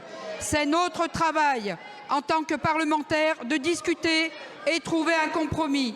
Faisons ce pourquoi nous avons été élus dans un contexte où le gouvernement a donné toute liberté au Parlement. Dans la droite ligne de ce qu'il a défendu en première lecture, le groupe La Droite républicaine défendra une baisse des dépenses du fonctionnement de l'État et de ses opérations, ainsi qu'une baisse de la fraude et des revenus de l'assistanat. Nous préserverons également les acquis de la première lecture, notamment le retour au dispositif de défiscalisation des heures supplémentaires qui existait en 2007. Bien évidemment, nous voulons avoir ce débat budgétaire dans lequel nous refuserons toute augmentation de taxes et d'impôts. C'est pourquoi nous voterons contre cette motion de rejet préalable. Merci. Merci beaucoup Madame la députée. La parole est à présent à Madame Sandrine Rousseau pour le groupe écologiste et social. Alors en fait là, ce dont nous allons parler dans cet hémicycle dans les jours qui viennent, c'est du PLFSS tel qu'il revient du Sénat, c'est-à-dire encore pire que la copie présentée par le gouvernement en première lecture. Et je le dis aux collègues insoumis, nous nous abstiendrons sur cette motion préalable de rejet pour discuter des recettes. Parce qu'en fait, nous ne désespérons pas d'avoir des recettes supplémentaires et d'avoir un véritable débat sur le fait que notre système de sécurité sociale repose avant tout sur les recettes. Parce qu'il y a quand même un biais dans les différentes lectures qui ont eu lieu de ce texte. C'est que tout notre système de protection sociale n'a été vu qu'à l'aune de ses dépenses. Il n'a été vu qu'à l'aune du coût qu'il représentait pour la collectivité. Jamais ou presque nous avons évoqué les besoins de santé, de retraite, etc. Jamais ou presque nous avons véritablement regardé le côté recettes de ce PLFSS. Et donc c'est pour cela que les mesures s'accumulent comme les perles sur un collier. Gel des prestations sociales, franchise, nouvelle franchise sur les soins dentaires, les taxes sur les mutuelles qui fait en sorte que les tarifs pour les personnes qui payent le tarif plein des mutuelles soient augmentés. L'Ondam hospitalier qui est absolument insuffisant à tenir même un système hospitalier qui aujourd'hui est en train de s'effondrer. Les perles et les horreurs de ce PLFSS s'accumulent, mais je dirais que nous ne sommes pas sur des irritants, nous sommes sur des lignes politiques différentes. Oui, nous voulons des recettes, oui, nous voulons maintenir notre système de sécurité sociale, et oui, nous voulons que ce soit sur la base des besoins que cela soit fait. Merci beaucoup Madame la députée. La parole est à présent Monsieur Nicolas Turquois pour le groupe démocrate. Merci Madame la Présidente, chers collègues. Cela fait un mois que nous avons entamé l'examen du PLFSS en hémicycle, un peu plus pour ceux qui sont en commission. Et ceux qui me connaissent bien pour en témoigner, j'appréhendais à titre personnel ce texte et la violence des échanges qu'il pouvait amener. Il n'en a rien été. Contrairement à la tonalité de la motion de rejet, les débats en première lecture ici, puis en seconde lecture en commission samedi dernier ont été de qualité et respectueux les uns des autres. J'en profite ici pour saluer le président Frédéric Valletoux et le rapporteur général Thibault Bazin dans la qualité de l'animation des débats. Bien sûr, les convictions ne sont pas les mêmes sur ces bancs, mais pour autant, j'ai vu des points de convergence majeurs. Tous ici, nous sommes attachés à notre sécurité sociale. Et tous ici, nous faisons le constat qu'elle est en danger. Nous ne partageons pas évidemment les mêmes analyses sur les solutions apportées. D'aucuns préfèrent augmenter les recettes, d'autres baisser les dépenses. Certains en élargir son périmètre et d'autres encore le limiter à l'essentiel. Mais analysons les articles et les amendements, argumentons, convainquons-nous les uns les autres. C'est le principe même de la démocratie représentative auquel il nous appartient de redonner toute sa force aujourd'hui. Pour la première fois depuis 3 mandatures, l'examen du budget de la sécurité sociale aura lieu sans majorité absolue, sans l'ombre du 49.3 qui plane au-dessus de nos débats, bref, sans un gouvernement qui nous tienne la main ou la plume. Alors mes chers collègues, faisons ce pourquoi les électeurs nous ont désignés pour les représenter. Débattons et votons, essayons de trouver un compromis salvateur pour notre sécurité sociale, mais de grâce, ne rejetons pas ce texte sans même l'avoir examiné. Merci beaucoup, monsieur le député. La parole est à présent à monsieur François Gernigon pour le groupe Horizon. Merci Madame la Présidente. Mesdames et Messieurs les ministres, mes chers collègues, nous examinons là une motion de rejet préalable déposée par la France insoumise. Chacun voit bien le moment politique et budgétaire que connaît notre pays. Un moment qui exige du sérieux, du dialogue et un Parlement capable de faire son travail jusqu'au bout. Et c'est précisément pour cette raison que notre groupe ne soutiendra pas cette motion. Nous ne faisons pas mystère de nos réserves sur la version du texte issu de la première lecture. Elles sont réelles, elles sont sérieuses et nous ne manquons pas de les exprimer sur le fond. Mais mettre un terme à l'examen avant de commencer reviendrait à renoncer à tout travail utile. Ce serait s'interdire de corriger ce qui doit l'être, de réorienter ce qui peut l'être et de retrouver le sérieux budgétaire nécessaire. Refuser ce débat, c'est accepter que le texte reste en l'état, sans confrontation, sans travail et sans possibilité d'enrichissement. Ce n'est pas notre conception du rôle parlementaire. Notre responsabilité est de mener l'examen jusqu'au bout, d'entendre toutes les positions, de proposer des modifications et de contribuer à la clarté du texte. Pour ces raisons, le groupe Horizon et Indépendants votera contre cette motion de rejet préalable. Nous voulons un débat utile, rigoureux, qui permette d'améliorer ce texte avant que chacun ne prenne sa décision finale. Je vous remercie. Merci beaucoup, monsieur le député. La parole est à présent à monsieur Paul Molac pour le groupe Yacht. Merci Madame la Présidente, chers collègues. Nous ne sommes pas favorables à tous ces artifices de procédure qui empêchent notre Assemblée de pouvoir décider, de pouvoir voter, de pouvoir discuter. Et nous le sommes encore moins dans la configuration qui est celle d'aujourd'hui. Pourquoi ? Pas de majorité. Un gouvernement en minorité. Qui a le pouvoir ? Nous. Et il faudrait sans doute qu'on le laisse à d'autres, je ne sais pas, au Sénat, au gouvernement. Ben non. Discutons. Le peuple nous a donné ce pouvoir-là, collectivement. Exerçons-le. C'est pour ça qu'évidemment, nous voterons contre cette motion de rejet. Parce que nous voulons discuter.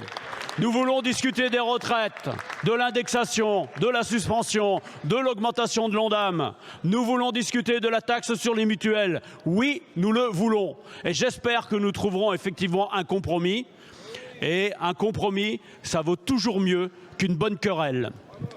Merci beaucoup, monsieur le député. La parole est à présent à madame Karine Lebon pour le groupe GDR. Merci madame la présidente. Alors en seconde lecture, nous devrions corriger les erreurs, réparer les injustices. Et avec ce PLFSS, c'est l'inverse. Le texte issu d'une droite sénatoriale dure est tout simplement cataclysmique pour les assurés sociaux. Un choc frontal. Là où l'Assemblée avait supprimé de nombreuses dispositions dangereuses de la version initiale du gouvernement, le Sénat a ajouté une couche de brutalité sociale en ciblant toujours les mêmes. Les malades, les personnes âgées, les familles populaires, les étrangers. Plus de franchise, plus de contrôle, plus de suspicion, moins de droits et moins de soins. Le Sénat nous renvoie un texte démesuré, gonflé comme jamais, 3 fois plus d'articles, d'exceptions, de cavaliers, d'incantations électoralistes. Tout le monde sait que nous n'irons pas au bout de l'examen. On nous demande d'avaliser en urgence un texte hypertrophié, illisible pour les citoyens, truffé de mesures régressives que nous n'aurons même pas le temps de débattre sérieusement. Notre Assemblée se retrouve réduite à cocher des cases dans un budget écrit ailleurs, au mépris de votre promesse d'un moment parlementaire. Alors heureusement, personne n'est revenu sur la suppression de la réforme de la LODEOM. Les territoires ultramarins ont déjà payé un lourd tribut aux politiques mal calibrées, instables, décidées loin de leur réalité. Le maintien de cette suppression constitue un minimum, un point d'appui pour l'emploi et la production locale. Mais ce maigre progrès ne compense en rien la violence globale de ce texte pour l'hôpital, pour la ville, pour la psychiatrie, pour les retraités et pour la jeunesse. Refuser ce PLFSS et faire adopter cette motion de rejet vise à empêcher qu'un budget bâclé, allongé à l'excès et durci par la droite dure vienne encore abîmer notre sécurité sociale. Pour toutes ces raisons, les députés du groupe GDR voteront très majoritairement pour cette motion de rejet parce que cesser le débat vaut mieux que continuer un simulacre de débat. Je vous remercie, Madame la députée. Nous allons pouvoir passer au vote. Je vous demande de bien vouloir regagner vos places. Le scrutin est ouvert. Le scrutin est clos.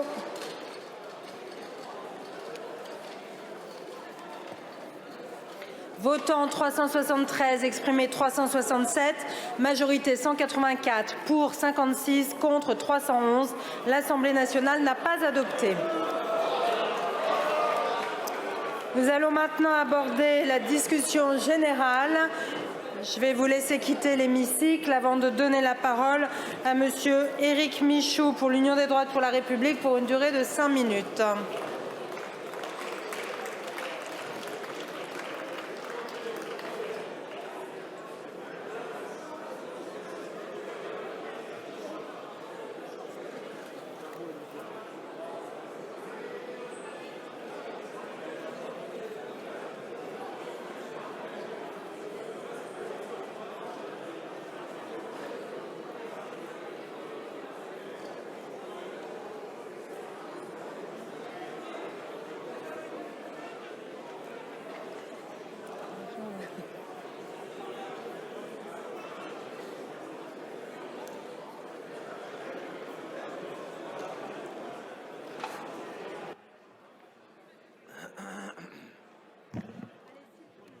S'il vous plaît, je vous remercie de quitter rapidement l'hémicycle, en silence s'il vous plaît, pour qu'on puisse écouter notre premier orateur. S'il vous plaît. Allez, vous pouvez y aller.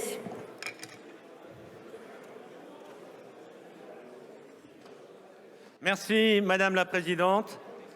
Monsieur le Premier ministre, Mesdames et Messieurs les ministres, mes bien chers collègues, 20 milliards. À partir d'un certain chiffre, tout le monde l'écoute.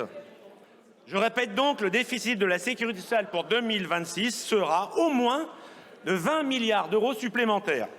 Il s'ajoute aux 23 milliards de déficit de 2025, qui s'ajoute même aux 15 milliards de déficit de 2024, qui s'ajoute encore aux 11 milliards de déficit de 2023, et ainsi de suite. C'est une méthode bien française pour ruiner une affaire ou un pays qui marche, le confier à des technocrates, et de préférence à des technocrates socialo-centristes. Car oui, le budget que vous présentez aujourd'hui est un budget de technocrates contre les travailleurs, contre les anciens travailleurs, contre les travailleurs actuels, contre les futurs travailleurs, et même contre les malades, et surtout s'ils ont travaillé. Là voilà votre cible, les salariés, les entreprises, les apprentis, les petits épargnants, les retraités et même les malades. Vous n'avez aucune limite. Vous avez décidé de leur faire les poches. C'est du racket organisé. En bref, vous faites passer à la caisse le monde du travail. Les pensions de retraite, les cotisations des mutuelles, les médicaments génériques, les apprentis, les cotisations patronales, la CSG. Vous ciblez également les médecins et les radiothérapeutes. Lorsque l'on force les médecins à baisser leurs tarifs à ce point, il ne faut plus s'étonner des déserts médicaux. Du haut de votre déconnexion, vous oubliez une chose essentielle qui est le consentement de nos citoyens à l'impôt. Pour paraphraser Audiard, bientôt les Français n'auront plus que l'impôt sur les eaux. 20 milliards de déficit supplémentaires pour la sécurité sociale, mais rien sur les économies nécessaires. Pourtant, ce ne sont pas les pistes qui manquent. Identifier la lutte contre la fraude sociale, rationaliser l'aide médicale d'État, supprimer les agences qui ne servent à rien, sinon à recaser les copains, socialistes de préférence, lutter contre le trafic des cartes vitales. Au lieu de ça, on taxe ceux qui bossent, ceux qui cotisent, et les malades encore, et toujours. Bravo les Mozart de la finance, ou plutôt on dirait bravo les bizarres de la finance. À ce niveau d'incompétence, ça devient gênant. Si on devait taxer la bêtise fiscale, nous n'aurions plus de problème de déficit en France. Le tout dans un pays où 65% des Français ont déjà renoncé à se soigner, dans un pays où 87% du territoire est classé désert médical, dans un pays où 65% des médecins refusent de nouveaux patients, dans un pays où 19% des Français vivent sous le seuil de pauvreté. Tout cela est le résultat de petites magouilles du gouvernement socialo-centriste. Après nous avoir inventé France Service, France Travail, France Santé, vous nous avez inventé France Magouille pour espérer sauver vos postes de députés. Aujourd'hui, ceux qui dictent le budget ont réalisé la performance, écoutez bien le chiffre, de 1,75% aux élections présidentielles. Bravo la légitimité. Ce budget de la sécurité sociale, c'est le budget de ceux qui n'aiment pas le travail, ceux qui n'aiment pas l'entreprise, ceux, en fait, qui n'aiment pas la France. Bref, tout le monde les a reconnus, c'est l'extrême gauche. Pourtant, la France est belle, la France est généreuse, la France est éternelle. Elle mérite mieux que vos magouilles de couloir et que vos alliances de circonstances. À ceux qui aiment encore la France, vive la République et vive la France! Merci beaucoup. Je donne la parole à présent à Madame Joëlle Mélin pour le groupe Rassemblement national.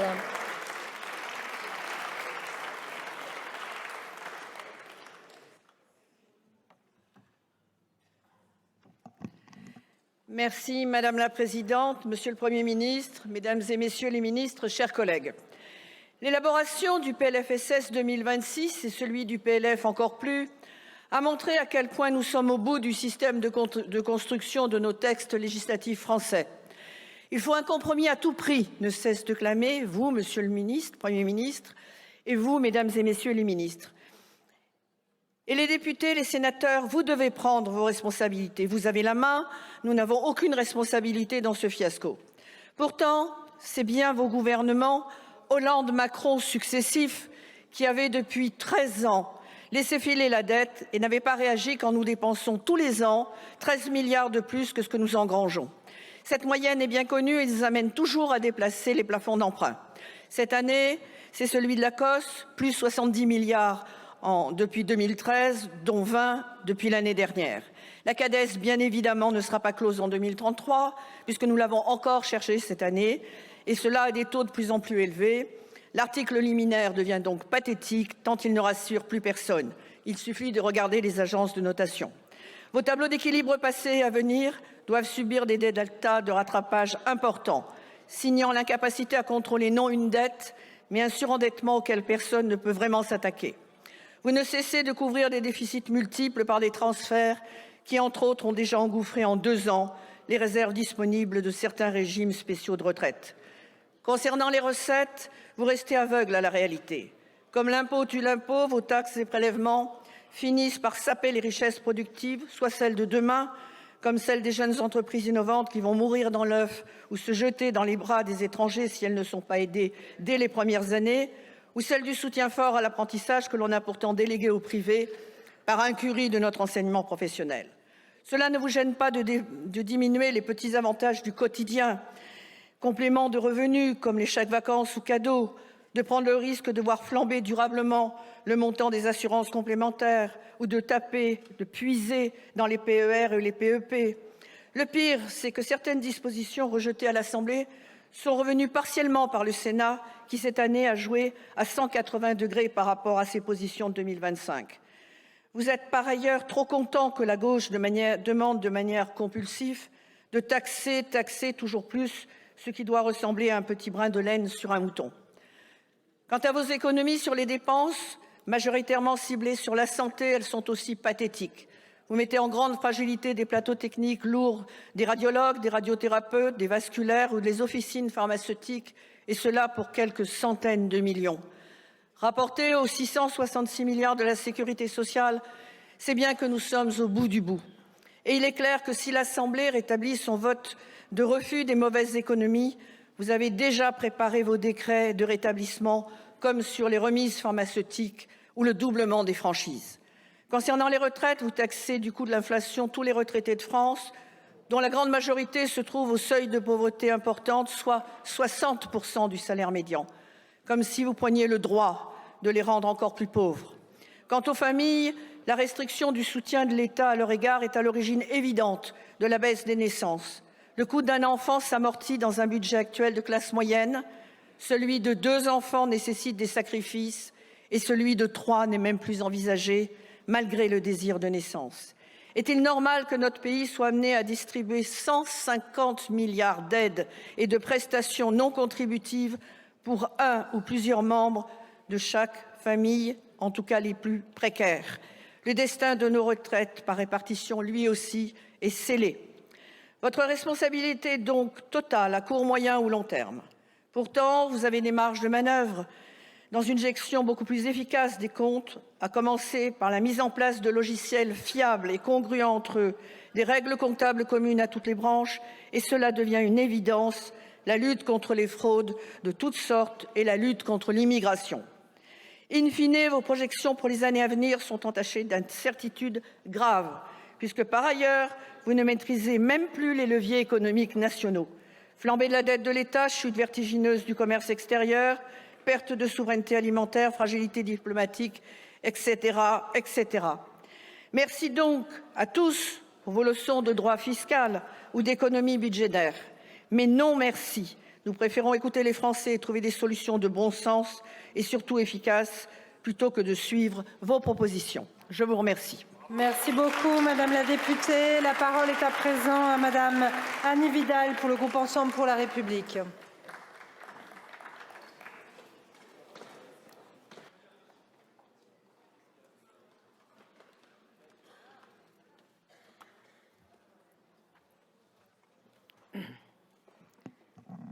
Merci. Merci, Madame la Présidente. Monsieur le Premier ministre, Mesdames et Messieurs les ministres, Monsieur le Président de la Commission, Monsieur le rapporteur général, chers collègues, nous abordons l'examen de la seconde lecture du projet de loi de financement de la Sécurité sociale après l'examen au Sénat. Le bicamérisme, c'est le dialogue, certes, c'est aussi le constat de divergence. Sur ce PLFSS, il y a des points de convergence.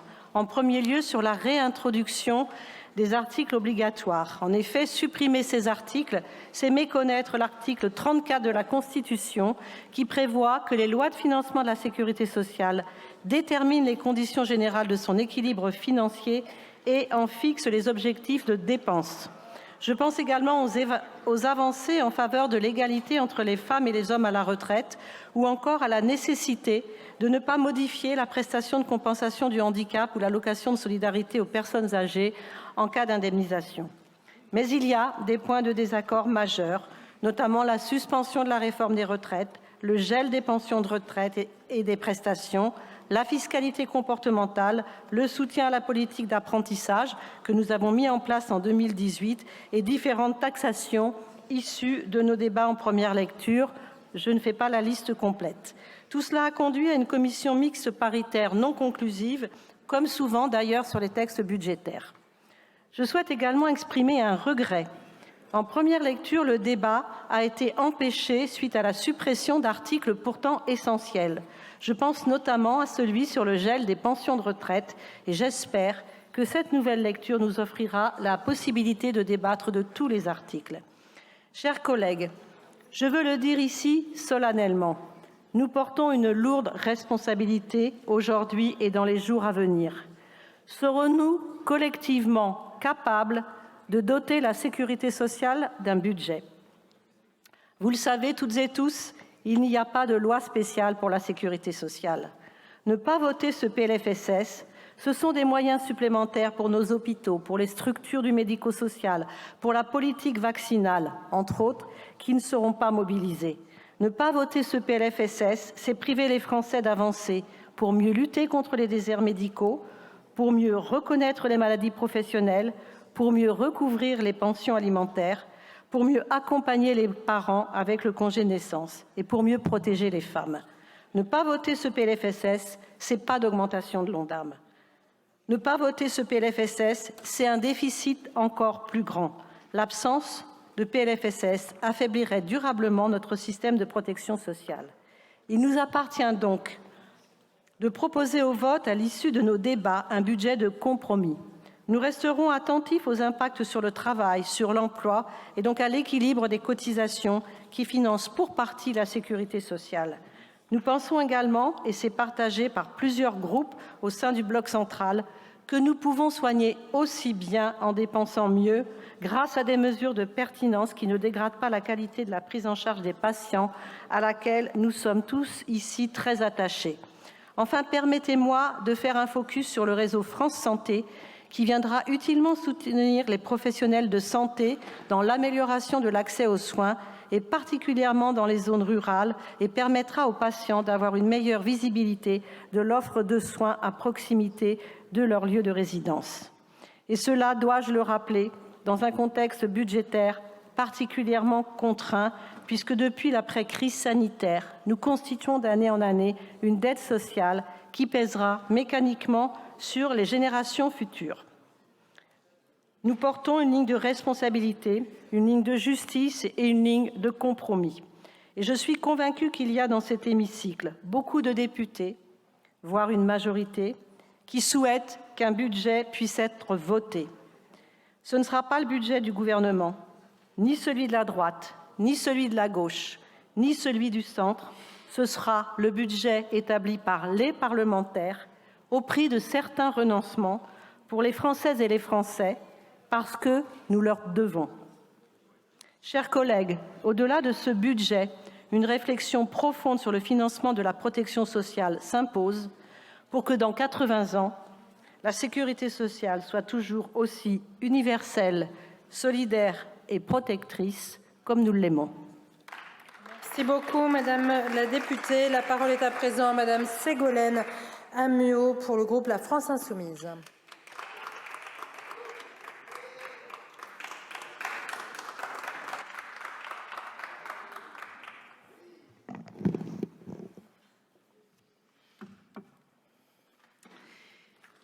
Il y a 4 semaines, l'examen du projet de loi de financement de la sécurité sociale commençait. Je rappelais au nom du groupe La France Insoumise à quel point ce budget serait un désastre. Le gouvernement avait décidé de taper sur les malades, sur les accidentés du travail, sur les jeunes, sur les femmes, sur les retraités, sur les travailleuses et les travailleurs, les personnes handicapées, les fonctionnaires de santé et du social, les familles. 4 semaines plus tard, donc, je recommence.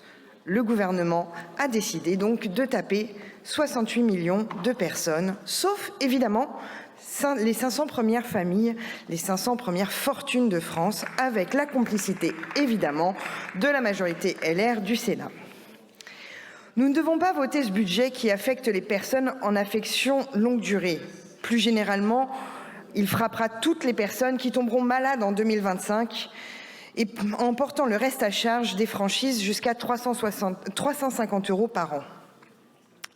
Il frappera les malades les plus précaires, ceux qui ne peuvent pas accéder à des complémentaires, et jusqu'aux mineurs de l'aide sociale à l'enfance dont le Sénat supprime le bilan de santé. Non content de précariser les malades, le gouvernement et le Sénat ont décidé de s'attaquer aux agents de l'hôpital que les soignants, d'une part.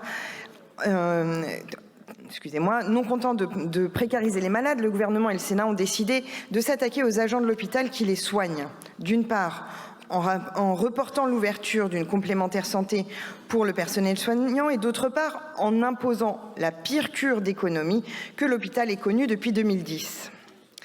Les hôpitaux se voient imposer 7 milliards d'économies supplémentaires, c'est-à-dire des soignants en moins, des soins de moins bonne qualité comme au CHU de Nantes, où les soins dentaires se font maintenant avec une seule demi-dose d'anesthésiant, faute de moyens.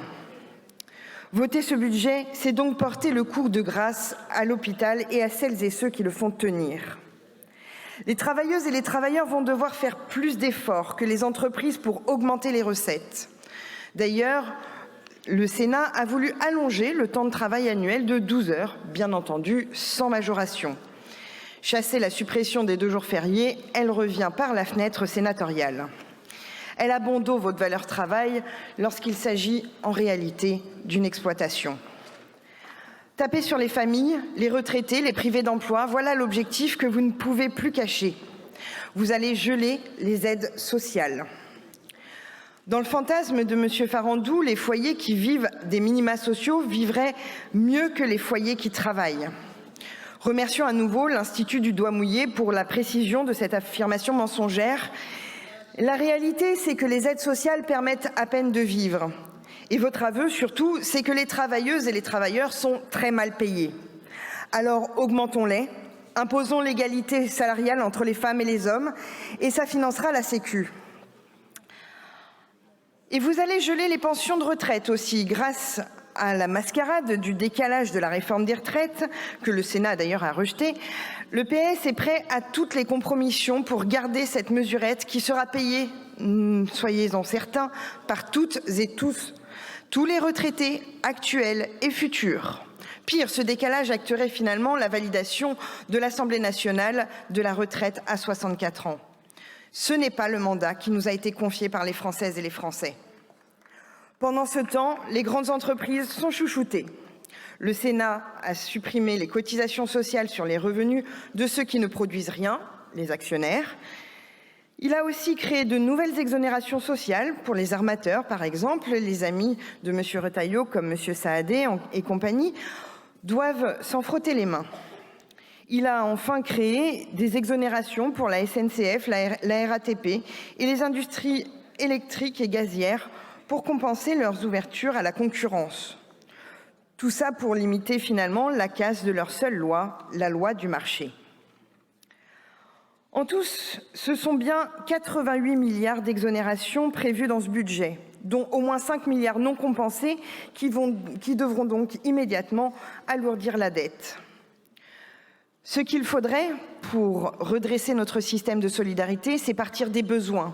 3,4 milliards pour la psychiatrie publique, 3,5 milliards supplémentaires pour l'hôpital public, le financement de la santé, de la sécurité des travailleuses et des travailleurs, le financement pour le handicap, l'autonomie, l'accompagnement des familles, notamment les mères isolées, avec la défiscalisation des pensions alimentaires que le RN d'ailleurs nous a empêchés de voter durant notre niche, l'abrogation de l'infâme réforme des retraites et les recettes afférentes à aller chercher auprès de ceux qui évitent à tout prix de cotiser, les plus riches et les multinationales. Voilà un budget que nous aurions pu voter, un budget qui part de la base, des besoins du peuple. Il n'en est rien, nous voterons contre et au besoin, nous censurerons. Merci beaucoup, pas de souci, Madame la députée. La parole est à présent à Monsieur Jérôme Guedj pour le groupe socialiste et apparenté. Merci Madame la Présidente, Mesdames et Messieurs les ministres, mes chers collègues, comme le temps est compté, je vous salue toutes et tous. Ce n'est jamais la bonne manière que de répondre aux besoins des Français que de le faire dans le cadre de ce que sont devenus les PLFSS depuis quelques années. Et comme à chacune de ces discussions générales, je veux redire qu'on ne peut plus continuer comme ça. Alors peut-être encore moins cette année, mais ce n'est pas la bonne manière que de ne pas avoir une vision qui part des besoins de la population qui part des objectifs de santé publique, qui part des attentes de la politique familiale, qui part aussi des attentes de la politique de la retraite ou des retraites. Il n'y a pas de programmation en matière de grand âge. Il n'y a pas de programmation en matière de politique de santé. Il n'y a pas les leviers de ce que nous appelons de nos voeux, des réformes structurelles de notre système de santé qui partent notamment de la territorialisation ou qui pourraient questionner la répartition entre assurance maladie obligatoire et assurance maladie complémentaire. Ça fait partie des sujets qui se sont beaucoup exprimés à l'occasion de ce PLFSS. Il n'y a pas le fameux virage de la prévention. Bref, depuis des années, au gré des PLFSS, nous avons une approche pointilliste, impressionniste des politiques sociales qui, à la fin, se décline par un texte avec des dizaines d'articles qui sont une sorte d'inventaire à l'après-Vert et qui ne nous permet pas d'avoir une vision globale. Il y a bien des lois de programmation en matière de défense, en matière de justice, en matière de police. Je rêve d'un jour où tout le monde considérera que le social, c'est du régalien et que de la même manière que sur ces sujets régaliens, on doit pouvoir avoir une manière de programmer les choses. Alors, je l'aurais dit au Premier ministre, François Bayrou avait pris l'engagement dans son discours de politique générale de réfléchir à une loi de programmation en santé. Il ne l'a pas fait. Eh bien, Sébastien Lecornu n'a pas pris cet engagement, alors qu'il le fasse.